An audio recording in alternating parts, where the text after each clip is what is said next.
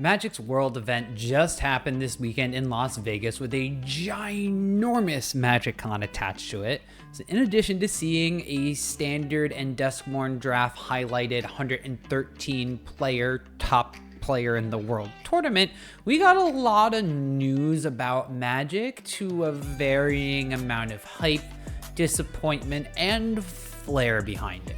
Now, I didn't think I was going to have to make a video on a lot of these topics, but I've realized there's a lot of animosity, hurt, and just overall confusion in the Magic fan base right now. So I just kind of wanted to spew my thoughts into the aether, just in case it helps someone resonate with how I'm feeling and they're feeling about everything, and kind of helps them suss out a lot of the emotions that they have inside of them. I feel like as like a content creator and as somebody that I want to be able to identify with my audience, it's really important for me to like voice my opinions on these things from a point where it's like not scripted or like super well thought out, and just resonate the fact that I'm also a Magic the Gathering player and I have opinions about this game that like I kind of hold to myself a lot of the times, because I don't want to like piss anybody off, or I don't want to necessarily like step on people's toes or anything. I want people to watch my videos and really like me, but I think it's really important that like as a community we're able to identify like a lot of the different feelings that we have around how the game is changing around us in both positive and constructive ways. Now for context in the overall video, there are a few major beats that I'm just going to go over. So first and foremost, I want to go over the announcement of the Universe Beyond coming to standard and therefore being legal in all formats of Magic the Gathering, and what that actually means to the Universe Beyond sets themselves. Secondly, I'm going to address how I feel about the somewhat overlooked, sort of snuck in there part of the announcement, where Wizards has now increased the number of sets that are being produced in a year that are standard legal, and therefore expanding the size of standard in addition to it being a 3-year rotation now, with a 5-year set in Foundations coming out in just a few days.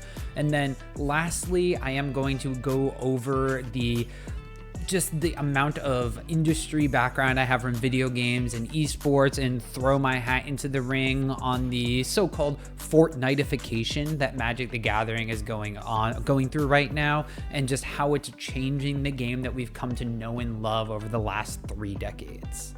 So in case none of you are familiar with me that are watching this video, I want to give you a bit of a background as to where I come from as a Magic the Gathering player. So maybe you have a similar story, maybe you're completely different and we wind up agreeing or disagreeing. That'd be really cool. But anyway, I started slinging spells in 3rd grade on the floor of my friend's living room when his older cousin, I guess, got too bored with video games and wanted to teach us how to play, so we had someone to play against. So I was a kitchen table menace throughout middle school before thinking I was too cool for the game in high school. I came back though in Lorwyn block and had my first ever pre-release thanks to Gray Matter events in the basement of a church in New Jersey, where I was at an Eventide event at like 8 a.m. in the morning with over 200 other nerds like myself, super excited to just sit there and open a sealed pool of Eventide cards. So needless to say, I was pretty hooked again and played straight through Alara and Zendikar block, and found an LGS that was pretty competitive that I would drive over an hour to every single Friday to play with the friends that I made there. Traveled to SEG events up and down the East Coast, played in those circuits, and did awful. Don't look at my MTG ELO right now. It's awful. But I did that until about 2016. When I was working for Riot Games, I had to move out to LA, and so I didn't wind up playing as much, but I did kind of keep up casually, and then eventually suck a bunch of my friends into playing around the release of Dominaria, and it's kind of just blossomed from there. Now, my esports career has kind of always kept me closely tied in watching the Magic competitive scene, so obviously a lot of my stuff is more catered towards the competitive aspect of the game, but I am just a sucker for sitting down with somebody who is there at my LGS for their first FNM, has a deck idea that they really enjoy, and just going through with them for probably way too long, all the different kinds of choices they can make, even if they aren't optimized, even if they aren't super competitive. I want to find that little thing about that deck that they brought that they love so much and expand on that idea so that they feel good playing it, both results wise and just from the standpoint of slinging spells. So needless to say, I was sucked into the world of Magic and its characters for a very long time from a very young age, and I eventually became engrossed with the real world competitors that drove players around me to get better at the game as a whole. So up until this point in the video, I've had a bunch of points kind of laid out in front of me, so I didn't really lose my place. So it's a little bit scripted as far as what I was going to say. But as far as hitting on the next actual talking points and the meat and potatoes of the video, I'm literally going to go off script and just sort of rant about things as they come into my head. So if things seem a little less cohesive than the first few minutes of the video, well, you know why.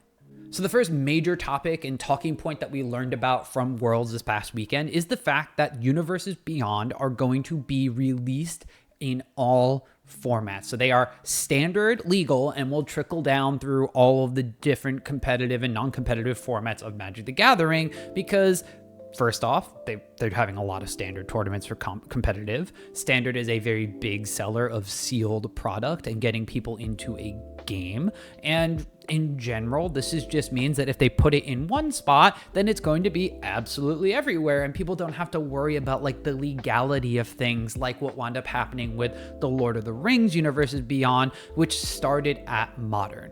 Now, I know there have been a couple of things that have been posted since Worlds has happened. I've glanced over some of the Mara articles and just his blogatog type stuff, which in general, I understand that like having Morrow post things on a blog is really great for sort of the interactivity with the community and everything. But when it comes to really big, important things, the community has a ton of very big feelings and differing opinions on stuff. I don't really like seeing employees just kind of rant on a Tumblr account about their feelings and having people not know if this Tumblr account is actually like their personal feelings or if it's a PR thing that WotC is like reading through or whatever. It just makes things way more confusing than doing a live stream or having an official release or having like the clarity that they just did with the article that they put out about the printing of Nadu and where it wound up going from those circumstances. So in general, I only really scanned through some of those things, so some of these things that I addressed may actually be covered by Mara already, but I know that one of them was basically that by making Lord of the Rings a direct-to-modern product, it made all these people that had never played Magic before but really liked Lord of the Rings and really wanted to play a card game with Lord of the Rings on it that had like a structured rule set and their friends were playing, have to buy into Modern, which, spoiler alert, is not a good spot to start playing Magic the Gathering. Not only do you have to contend with decades of cards that have been printed previously, but you're wind up powering up high-powered decks with fetch lands, shock lands, staples, and everything that have existed for a very long time. And you're probably going after one of your most competitive or dedicated player bases outside of maybe Legacy that still keeps up to date with all these direct-to-modern releases. It also wound up being that as soon as people wound up buying their Lord of the Rings cards, there were a bunch of people that hated the cards that they were playing. Orcish Bowmaster is a menace. The One Ring is a menace and is being talked about by the community and being targeted for bans. In addition to this, you had Modern Horizons 3 come out, and basically most of the cards that weren't one of those two I just mentioned are almost unplayable in the format right now. So you wind up having all these different kind of hard inflexible ways to get people into the game because it was a direct-to-modern product. So by going into Standard, they have to worry about less cards that are legal in that format. They have to worry about less things that they have to buy in order to build a competitive deck. The set is going to be, there have multiple sets that come out in a year that will directly change the different cards that they will see, which on the cynical side means that they have to buy more product and they have to buy more cards. But on the flip side, that means that if they aren't enjoying it right now, they can put it down for a month and then come back later after taking a small break, and things will most likely be different for them. So all in all, what winds up happening now is you have Universes Beyond that are being injected into all these formats, and it's now something that everybody has to care about, but new players specifically can use as a learning point for Magic the Gathering. And now, while there are a lot of negative sides to this and the types of IPs that they're going to be using, I'll talk about in the Fortnite-ification point of this entire thing. But just strictly looking at having Universes Beyond be in standard, I think this can be an overall positive thing for new players specifically.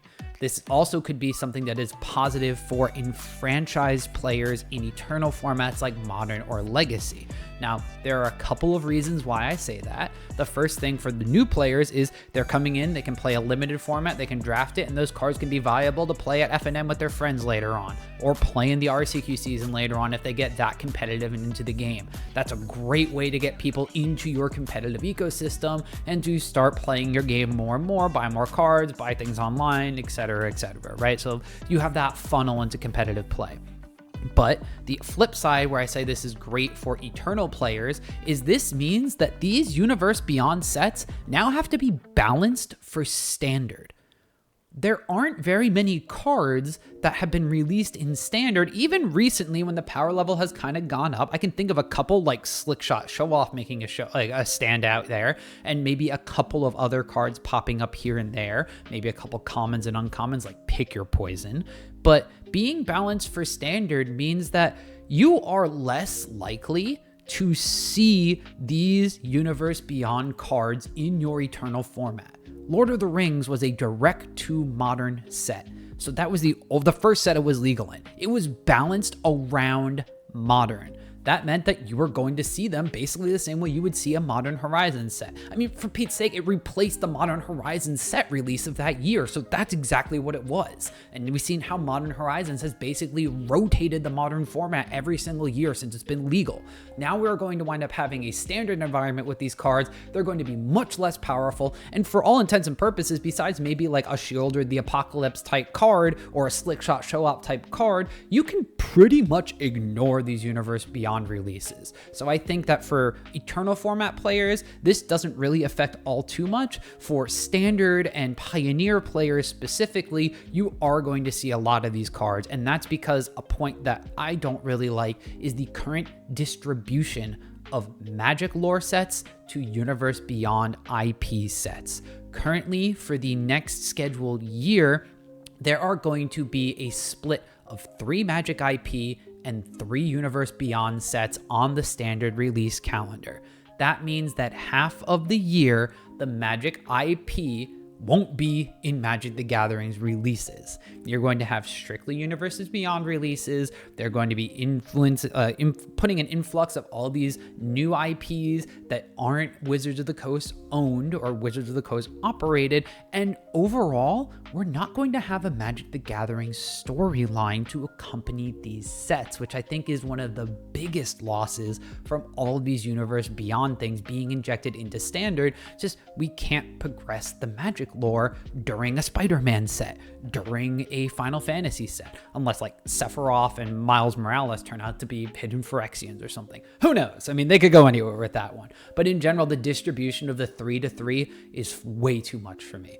5-1, ideal. 4-2, I could live with. But knowing that half of my year, and even back to back at some cases at the end of next year, I am not going to be getting any Magic cards, that kind of upsets me. And I think that's going to make playing standard as a competitive format a little bit more of a burden than it would be if I were to knowing that I was getting multiple Magic the Gathering IP cards to play with at any point in time.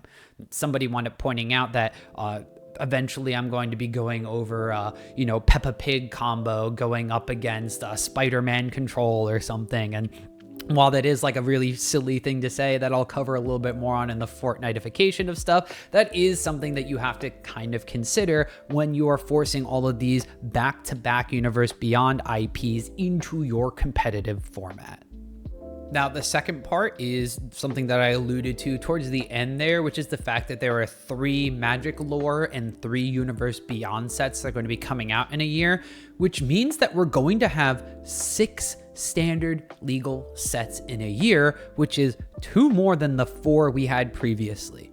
With standard now being a 3-year rotation plus a 5-year staple in foundations, that means that we are going to be going from having 4 sets a year for 3 years for 12 total sets, and then 1 for foundations being 13, to now 2 additional sets per year, which means that we are going to have 6 additional ones, going up to 19 when you include foundations. Now, the reason why I dislike this so much is because this is basically destroying standard and replacing it with old extended. Now, for people who may not have been playing Magic the Gathering for a very long time, Extended was basically what Pioneer or Modern was before either one of those formats existed. At any point in time, and I never played competitive Extended. I had Extended legal decks that I played with my friends before we wound up going to our first couple of competitive tournaments, which wound up being Standard, and then Extended turned into Modern before we could actually get an Extended tournament to play in, but I digress. But basically Extended was 17 or so of the most recent sets versus Standard at the time being a year and a half, and then eventually being 2 years, and now eventually moving to 3 years. So we went from having 12 to 13 sets in Standard as of what would have been happening this year to now having Extended, which means that not only are we going to be getting all these different IPs and all these different sets kind of coming out like every 2 or so months instead of the 3-month cadence that we're used to, but we are going to be having so many more cards in Standard. Standard is no longer going to be the format where things don't change as quickly after they're kind of figured out until a new set influences things, because instead of having, I don't know how many cards are in recent sets, 300 something, let's say. So instead of having, 1,200 cards coming out every single year and, 60% of those being like draft chaff commons or uncommons or whatever, instead of having, maybe 300 cards per year that are competitive viable, now you're injecting an additional bunch of cards into there. And some of these are extremely large sets. I forget which universe beyond it is. It might be Final Fantasy just because of all the games they're trying to cram in there. But I'm hearing that it's supposed to be like a 500 card standard set, which is unheard of. And we haven't really done like huge standard sets like that since the block format, and we had like Rise of the Eldrazi, I think, was a super huge set for Standard, and that was like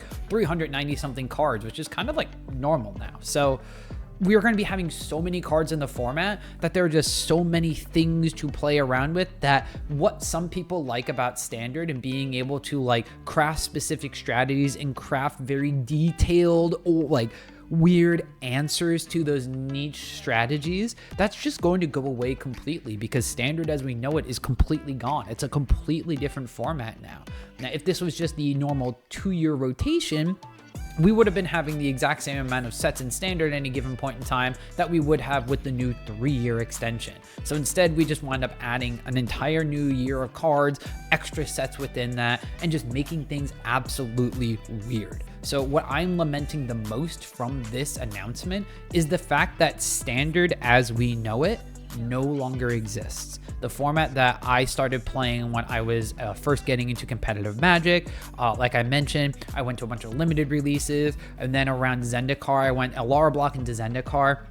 I played my first ever Standard like 2K or something like that, and I played mono green elves and got my ass handed to me by Eldrazi conscriptions and stuff like that. Like, it was fun. I loved it. And then I got sucked into playing and brewing. I became a mono black specialist at my LGS. I was slamming Phyrexian Obliterators during Scars of Mirrodin block. I was trying to play Vampire Hexmage to kill Jace the Mind Sculptor in Standard. And Standard is always my creative battleground that now I kind of get a lot of that out of my Pioneer content, and I really enjoy finding little niche things in there as well. But Pioneer is also my competitive format and my most competitive format that I enjoy right now, so I'm not doing as much brewing there. Now in Standard, I was really looking forward to playing around with a bunch of the cards in a smaller card pool where I could really kind of try to break it and feel like I could do something really cool, much like we saw at Worlds this past weekend with like the Temur Prowess Otters deck, or the was a Doomsday Excruciator, mill your opponent instead of mill yourself with Thassa's historical type style. Like the way that those innovations kind of came up, which are like 2 or 3 cards different than the stock decks that we saw in standard, that's not going to exist anymore just because of how many cards that we have injected artificially into this format now. So I'm lamenting the death of the standard that I grew up loving and just don't really resonate with this new extended format as much as I did, but I am still going to keep playing standard because, well, first off, it's the biggest RCQ season that I'm going to be able to play in. There are what, 3 or 4 of them in the next 3 of them in the next year or something like that. The next one is standard. I'm going to have to play standard if I want to play competitive Magic. And then because I'm going to have to play the competitive format, that means that my LGS is most likely going to be running more standard events, or if I have a weekend that I can play, they're going to be standard events instead of Pioneer, Modern, or whatever that are just kind of floating around anymore. So I'm sort of stuck into playing standard, and I don't know if I'm going to be as excited about it as I was just last weekend. Now, the last thing that is probably the one that is most upsetting to a vocal portion of the Magic the Gathering community is what people like to call the Fortnite-ification of the game. Now, if you're not familiar, Fortnite, it's a video game. Started off completely different game. You're hunting and gathering minerals, building cool things. Then they came out with this battle royale mode. It got super popular. All the kids were playing it. You could play it on your phone. You could play it on your tablet. You could play it on the plane. Didn't really matter where you were. You could play Fortnite. People realized that there was this direct line to this player base that you could inject into microtransactions. Microtransactions are a really big thing in video games. Hell, you play Magic the Gathering Arena. You've probably made some microtransactions, buying gems, trying to get packs, trying to get your avatar, getting those cool little taunts that you can put into your opponent when you're smashing them with the ley line, or Leyline's banned in best of 1 now, but still, microtransactions were a huge thing, as was the fact that the player base of this game was massive. Most importantly, the player base of this game was very young, and the player base of this game had their parents that would basically give them their credit card to buy their V-Bucks, or I think they're V-Bucks, I don't know, I haven't played Fortnite in forever, but you would buy this content. Most importantly, it was always on their screen. So you could run around as your little Fortnite character and you'd see other Fortnite characters. Now, what wound up happening was Epic and a bunch of other companies realized that they could just utilize this game as basically marketing and advertising. So you had collaborations like the It Clown would drop balloons because it was coming out soon. We recently had a very big Marvel collaboration with Fortnite. You could run around with Iron Man's weapons and you could play on a Marvel map and it looked like Stark Industries and all this really cool stuff, which at the end of the day was just getting you to buy more things in Fortnite and getting you to buy into whatever product that company was promoting. So whether it be like a new Marvel movie, whether it be a new It movie, whether it be the fact that Teenage Mutant Ninja Turtles had a cartoon that came out or something. The Fortnite even implemented modes that were very similar to other games where it was more of a sandbox and you could kind of design your own styles of games, and then you all of a sudden have like a rock band style of game and you can be Michelangelo from Ninja Turtles singing alongside Ronald McDonald or something, right? Like you had all these IPs where it didn't matter what was on your screen. You just picked your favorite kind of thing and just ran around advertising it to other people. Most importantly, these companies paid Epic to do this. So they were making money hand over fist from microtransactions, in addition to just the fact that somebody would come up and be like, hey, we want to put Marvel in your game to advertise to all these people, and we want to have this collaboration. And you think Epic is paying them that money when they already have one of the most successful video games in the world? Hell no. They're getting money thrown at them to do these things. Now, this kind of translates into what Magic is doing with secret layers. Now, for a very long time, secret layers were just Magic things with alternate art. I remember getting the first full bundle of secret layers, which had snow lands that were basic lands in the normal art frame, a bitter blossom, and a couple of other things. And they came with some stained glass planeswalkers. It was basically all alternate art of normal Magic the Gathering things. And I thought it was so cool. They very clearly weren't going to be doing this every single month or something like that, right? I thought of it as like those from the vaults that we had previously. So obviously, I bought the entire first thing. Well, lo and behold, that is not what wound up happening. As they got more and more popular, they came out in higher and higher frequencies, and then they realized that they could use these to create a premium product to sell to a direct audience. Now, this is in addition to secret lairs being a way that Wizards could sell directly to the customer instead of having to go through the secondary market of selling things to distributors who sold it to a store who wound up selling it to the people and actually made the profit. That's just a different reason for secret lairs and hate altogether. However, this is nothing to do with the actual Fortnite-ification of the game, besides the fact that Wizards is getting the predominant amount of income and profit off of these things. But you end up having these collaborations. You had Jurassic Park ones, you had Junji Ito ones, you had like these niche things or like overlaps between Magic and nerd culture that sort of made sense. And then eventually you wind up having things like charity ones, like My Little Pony. And all of these big collaborations sold like hotcakes. They sold out. They started doing print to demand because they were so popular. If you had a limited amount of time on things, they would sell out, and then that was it. And people were getting really frustrated they couldn't get their hands on these things. That basically just told Wizards that this is what people want. So what they wound up doing is going out and finding more of those collaborations and more of those companies that are willing to pay them money to make money, basically.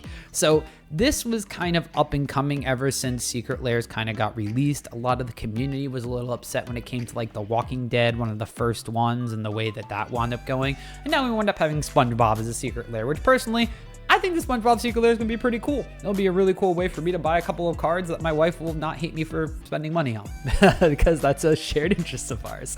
But jokes aside, some people are worried about the fact that all of this sort of outside IP was going to be crowding out basically just the Magic the Gathering game that they know and love. I mean, for Pete's sake, Fortnite has a collaboration with Wizards of the Coast and Magic the Gathering, and you can have a smuggler's copter that's a battle bus. I personally think that's hilarious and would troll people with that. However, when you are opting into buying those secret lairs, you're buying reprints, maybe specifically made custom cards for some of them, but in general, they were not legal in every single competitive format unless the card was already printed in that format. In that case, they were just alternate art versions. So people could avoid seeing SpongeBob in their games if they just had the other version of Disdainful Stroke, or the Cowboy Bebop version of Disdainful Stroke, or whatever card art they wanted to use. But it was such a small portion of the actual gameplay that they were going to be facing.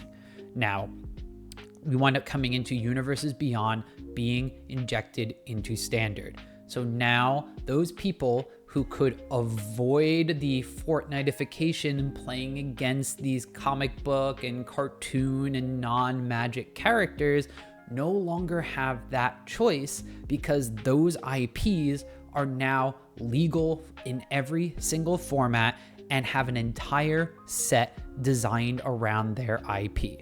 So the first one that we're going to be having this year that is standard legal is Final Fantasy, which personally I am super excited for. I thought it was going to be a direct to modern format, much like Lord of the Rings was, and I was kind of lamenting the fact that I was going to have to pay a lot more money for modern staples because of this. But having a large Final Fantasy set injected into standard means that maybe I can wind up playing some of my favorite IP characters in the formats that I enjoy. However, that is something that I enjoy, and I know that not everybody grew up with Final Fantasy like I did. Nobody wound up going, oh, not nobody, but everybody didn't wind up going to their grandparents' house and having an uncle that was 8 years older than you who would sit you down and play Final Fantasy with you. Nobody wound up sitting on their dad's, or not everybody, but again, not everybody had a parent walk them through and draw the maps out to their first Final Fantasy games because you didn't have strategy guides back then like I did. So these are going to be things that like resonate with me that don't with a lot of the other player base. So having it be like a secret lair or a direct to different format type thing gives those people the option while I can still enjoy and play with the card art versions that I enjoy. I mean, after all, I'm the guy that's known for mismatching every single one of my artworks when I play a deck, and I know a lot of people who hate that at its core in general. But digressing from that, the next one is going to be Spider-Man, and that one doesn't resonate with me as much. And while I'm not necessarily as curmudgeon-y, I guess is a good way to say it, about Miles Morales or Peter Parker or something being across me on the battlefield, what I am going to be kind of fearing is, again, going back to that commenter's sort of hypothetical situation, I don't really want to be sitting there watching the Pro Tour and hear like Marshall and Corey and Alias and everybody else on the desk going over how Peppa Pig combo is favored into Spider-Man control and how the Bob the Builder sideboard tech doesn't really do as much as they want to against Wolverine's Feral Rush or something, right? It just doesn't sound good. It just literally sounds like an advertisement. And I understand that. I come from the world where at Riot specifically, they did not do skins that were partnered with other IPs for a while. Like obviously later on they had like Louis Vuitton and stuff, which were like world synergizing things. And now they're a little bit more open to doing like homages or specific skins that look like different products and stuff, right? But they very carefully wanted to keep their IP separated from the real world to kind of feel like when you were doing something with Riot IP or League of Legends IP, that's what you thought of first. Not thinking of Spider-Man and then the game that Spider-Man is in. That's why things like Arcane are popping the off right now, and Magic's own series can't seem to keep a creator or director for longer than a year. Had to take that shot at them. Sorry. I've seen it play out before. But that also kind of pivots into another talking point that I have, which I may be kind of like not finishing my previous thought, but now that we have it on the table, I'm concerned about the Magic the Gathering lore with all these Universe Beyond releases. Right now, we have a split between 3 Magic IP and 3 Universe Beyond sets. We wind up having 2 of those Universe Beyond sets back to back at the end of the year. So that means basically the winter set and the fall set are not going to have Magic the Gathering lore. They're not going to have stories as far as I know. Are we going to have like comic books or something on the Wizards website?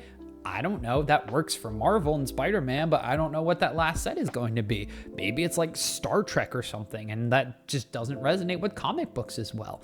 I mean, where are all of the lore nerds going to go? You know, that trickles down into things like your Commander player base, which is one of your most popular player bases. How are they going to feel when they can't design a deck that isn't specific to the things that they enjoy about their game? This is, of course, going to be offset by the fact that you are going to have a lot more players coming in from outside that have never played Magic before because they like Final Fantasy, because they like Spider-Man, because they like Peppa Pig or Bob the Builder or Bluey or whatever. Like that, those people will wind up coming into the format, and you will be injected with a certain amount of revenue, especially in like a direct-to-consumer type product, right? Like packs or Commander decks or things like that, right?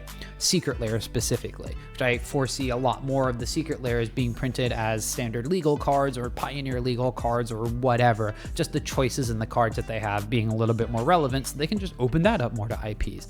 But while you are making the game more accessible to those people, and to note, that is the best part about this Fortnite-ification, is the fact that Magic will be getting a new audience, which I'll tap into a little bit later. But for most of those players, you're also going to be churning an older player, which means that you have to be okay with the fact that either your player base, your revenue, whatever, is going to have peaks and valleys where you release something brand new and those new players come in because they like that thing, but the old players fall off and they're not buying that new thing because they're not into it. And the very similar thing happens with the Magic IP. The old players come back, maybe the new players churn, and you know, if you don't wind up having the sets released like one after and now like 1, 1, 1, 1, you have 2, 0 or something, you may wind up having people churn and fall off and never come back. That was something that I learned about when I was in the video game industry. If you had multiple patch cycles of a game where somebody's character was unplayable, they didn't necessarily switch characters. They just stopped playing the game because they couldn't do it the way that they liked. So that's something you have to really kind of consider when you are thinking about this Fortnite-ification of the game. But sticking on the Magic lore and going onto that part of it, I'm concerned that Wizards is running out of ideas. This is something that I've been thinking of for a little while. We had the culmination of the Bolas arc. Then very quickly after that, we had the culmination of the Phyrexia arc, which I thought was going to drag on for years and wound up being I guess it was technically 4 years. War of the Spark was 2019, 2020. Those years kind of blend together because of COVID. But then we had March of the Machines and Aftermath in 2023, beginning of 2020. I don't really remember. I could look it up, but like I said, I'm not following a script or pre-registering any notes for this rant section. But there are all these different things that just ended. And then we wound up having the Omen paths open. We could follow all these characters in Magic lore. We could go, all these people can interact with these people they never interacted with before. This opens up so many opportunities for Magic lore. And what did we wind up doing? We went back to Ravnica for like the 4th time. And then we wound up going to a plane in Thunder Junction that had no story. It was just a mishmash of Ultimate Battle of Ultimate Destiny villains of Magic lore coming to a plane that literally had the background of nobody was here, so we made it a hub of transportation.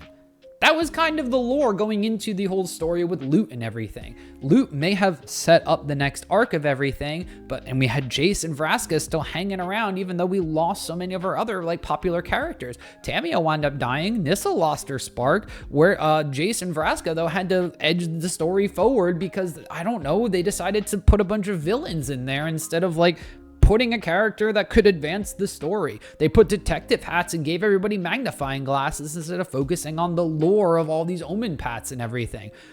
It took until Duskmourn for us to see the culmination, or just the first instance of having all those characters that we actually kind of care about and having a way to sort of advance that story. Now, I know that we had like Oko and everything on Thunder Junction, and we had Kellen's story, but Kellen's story, he found his dad like in less than a year of Magic lore. Like, how am I supposed to be invested in that? They're basically doing one-shot D&D campaign episodes at this point of their Magic lore. And this is something I'm really concerned about because dedicated player bases don't like that. They're invested in a very large, in-depth, deep story. You look at Destiny 2 and the amount of players that they have, and now that that story has kind of finished, they're doing these releases of these single episode stories, and people aren't resonating with it as much as they were with the main storyline. You could instead just make an epilogue or make other stories that kind of coexist in the post-Destiny travel or whatever it was. I'm not super into the Destiny lore, so I don't really know. But like the end of that lore, you could just move on to the next thing and maybe transition into a new game, transition into post-story content or something. But it feels like Magic is falling into the same trap where it's like, we could do all these things, but we can only do them one at a time. And then you're spreading them out with these Universe Beyonds things in between, and there's no link between the story. So if I go for 4 to 6 months with not having a Magic the Gathering lore release, why do I care about these characters anymore? You're not keeping me engaged with these cards. You're not keeping me engaged by even giving me stories. Unless the fact is we're going to have stories without sets attached to them, which sounds really weird, and I don't know if I would like that idea, but it's very concerning as to what they're doing with their own IP and their lore, especially with that show that they can't seem to get off the ground, just floating around out there. Now, as I mentioned before, there's a tiny bit of light to this, and that is the fact that all of these new IPs and all these like enfranchised IPs from other places will be injecting a bunch of new players into the game. And one thing that had taken a very long time, especially from the competitive scene, is seeing new competitive faces. Now, very recently, we've had people like the people on Team Handshake, like Nathan Stoyer, Simon Nielsen, these newer, younger players coming into the competitive format. But for a very long time, I'd probably say the average age of your competitive Magic the Gathering player was mid to late 30s. And that didn't necessarily bode well for the competitive scene as a whole. Now, it was really cool because you have like enfranchised players like Kai and Reed Duke and LSV and all these like legacy storied players who are still at the top of their game, but there's still the same storylines of them battling against one another, and there's nobody rising up to challenge them until this past year. So the one thing that I am hoping that this Fortnite-ification does is it brings in players from other card games that are super competitive and a little bit younger and wind up continuing that competitive esports storyline. as a perspective I don't think a lot of people share with me, but like I said, that is just my competitive gaming background kind of coming through and where I identify with the Magic the Gathering scene. So even though I may have to stomach through the fact that Peppa Pig combo is going to be a deck or something like that, if it means that competitive Magic is going to stick around for longer because more people continue playing the game and these tournaments get larger and larger, that's a tough pill I'm going to have to swallow. Even if I agree, that's just not an IP that I want to play with. So I know that was a very long-winded rant about absolutely everything that had been happening at Worlds, but I do want to know what everybody else is thinking and feeling at this time. Now, it's okay to feel disenfranchised. It's okay to feel churned. It's okay to feel hopeful as well. Now, you could be a new Magic player that is excited for the fact that they can finally get into the game. You could be an older Magic player that is concerned about the IP and the characters you love disappearing basically forever, or you could be somewhere in the middle where you're a little hopeful but also a little concerned and you're kind of waiting to see how things play out. Regardless of how you feel about things, and I know this is asking a lot of the internet, be civil in the comments down below. Let me know how you're feeling. Let me know, do you feel betrayed? Are you feeling like this isn't the game that's for you anymore? Or are you feeling a little bit more hopeful? Are you still looking forward to playing competitively, even if the cards that you're playing with might look a little bit different? Or are you really excited for the fact that you get to play Spider-Man, who is your favorite character from Marvel, in Magic, which is your favorite trading card game, which gives you way more joy than playing, I don't know, Snap or something where it's an actual Marvel game? Just let us know in the comments below. I'll wind up responding to as many as I can and just kind of commiserating or being as excited for everybody, or for you with everybody else as well. Now, I've already laid out my feelings and everything, so I feel like hopefully this is kind of given a little bit of catharsis to multiple different viewpoints. Overall, in general, I'm disappointed in the fact that Standard, as I was hoping for, is basically gone. I don't necessarily like the cadence of the Universe Beyonds and how they're releasing them. I'm very concerned about how the Magic storyline and the characters that I got hooked on and maybe played the game more may not be around for an entire year of Magic content like they used to be, but I am a little bit more hopeful about the injection of new players, the continuation of competitive play, and just in general seeing how the Eternal formats shake out if they're not as heavily as affected. Now, of course, you can always like that video by giving it a thumbs up there. It won't do anything to change WotC's mind about Universes Beyond, but what it will do is it'll give me a little bit more confirmation that you enjoy the content that I'm making, and I can continue to have more personal kind of rant conversations like this on my channel. Of course, I always want to thank my subscribers, or the people who are devoted to my channel, my members, as you see on the side here. If you want to be as devoted as they are, you can click the join button down below, right above the comment button, or find it on the homepage of my YouTube channel. You can wind up getting invited to members only content. You can be invited to members only polls to decide what types of content I'm going to be putting out, in addition to maybe getting your own deck text done on the channel, and then getting access to the Discord channel where you can bug me about how many times I'm going to mention Peppa Pig before it actually winds up happening in the Magic the Gathering IP. And of course, you could always tap that subscribe button to stay up to date on the latest Magic content, deck techs, metagame analysis, whatever it may be from me. See you later.